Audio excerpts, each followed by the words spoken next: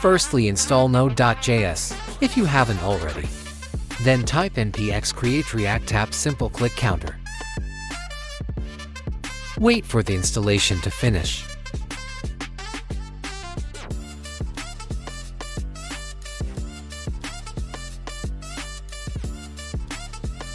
When you type npm start, this is how your app should look like. Here we can delete unnecessary code and create new folder called components. I do this just to keep my code organized. Now, create new file called clickcounter.jsx. Import React and use state from React, so we can use them in our code. We will create constant function called clickcounter. It will be main function in our component. Then, create constant array that has 2 elements. Count is a variable that stores current click count, and setCount, which is function that updates count value.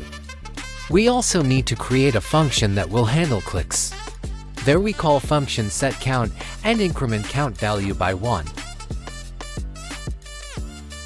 Lastly, we need to return this component to our app.js file. Since React components need to return only one value, we can put multiple values inside a div. There we can create a button that updates on click and calls handle click function, which updates our click count.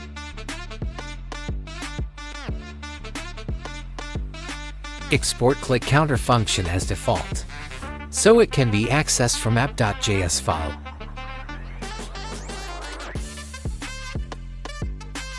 Import React and our click counter function.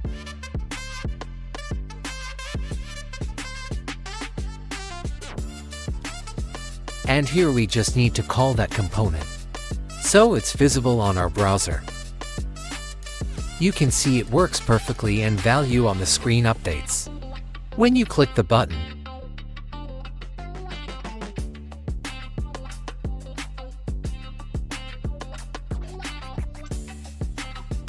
This part is optional, but I will show how to implement Material UI in your React app. In your terminal, install Move component that you want to use.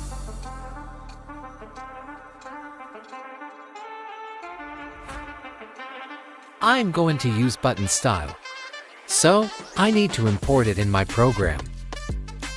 And then you just need to edit your button component by your liking. That's it. Thank you for watching.